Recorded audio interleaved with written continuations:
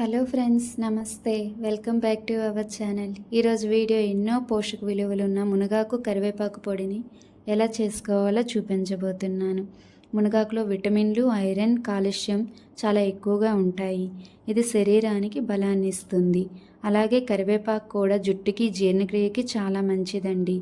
ఈ పొడి వేడి అన్నంలో వేసుకొని నెయ్యి వేసుకొని తింటే చాలా టేస్టీగా ఉంటుంది. ముందుగా మునగాకు మరియు కరివేపాకు ఆకుల్ని ఇలా తెంచి కాడలేమీ లేకుండా విడివిడిగా ఆకులను తెంచి తీసుకోండి. రెండు కూడా సరి సమానంగా తీసుకోండి. ఇప్పుడు వీటిని 2 లేదా 3 సార్లు బాగా కడిగి ఒక క్లాత్పై వేసి ఫ్యాన్ కింద ఆరనివ్వాలి. తడి మీద ఫ్రై చేయకూడదండి. తడి మీద ఫ్రై చేస్తే ఆకు మెత్తగా అయ్యి కూరలా వస్తుంది. తడి ఆరిన తర్వాత ఫ్రై చేస్తే ఆకు క్రిస్పీగా వస్తుంది. ఇలా ఆరడానికి అరగంట వరకు టైం పడుతుంది. ఇప్పుడు ఈ పొడికి కావలసిన పదార్థాలు చూద్దాం.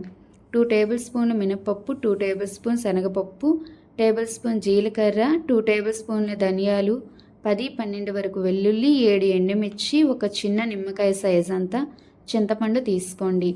ఇప్పుడు స్టవ్ ఆన్ చేసి కడాయి పెట్టి ముందుగా మునగాకు, కరివేపాకు వేసి ఆకు క్రిస్పీగా అయ్యే వరకు వేయించండి.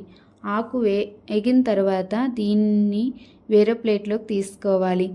అదే కడాయిలో కొంచెం ఆయిల్ వేసి ముందుగా మినప్పప్పు, శనగపప్పును సిమ్లో 1 నిమిషం పాటు వేయించండి. వేగిన తర్వాత జీలకర్ర, ధనియాలు, ఎండుమిర్చి, వెల్లుల్లి మరియు చింతపండును కూడా వేసి మరో 2 నిమిషాలు వేయించాలి. ఇవి వేగిన తర్వాత స్టవ్ ఆఫ్ చేసి చల్లారనివ్వాలి. ఇవి చల్లారిన తర్వాత మొత్తాన్ని మిక్సీ జార్లో వేసి కొంచెం సాల్ట్ను కూడా వేసి బరగ్గా గ్రైండ్ చేయాలి. అంతే అండి, ఎంతో టేస్టీగా అండ్ హెల్తీగా మునగాకు కరివేపాకు పొడి రెడీ అయిపోయింది. ఇది 1 నెల వరకు నిల్వ ఉంటుంది. మీకు ఈ వీడియో నచ్చితే లైక్ చేసి కామెంట్ చేయండి. ఇలాంటి మరిన్నో సింపుల్ రెసిపీస్ కోసం సబ్స్క్రైబ్ చేసుకోండి. Thank you all.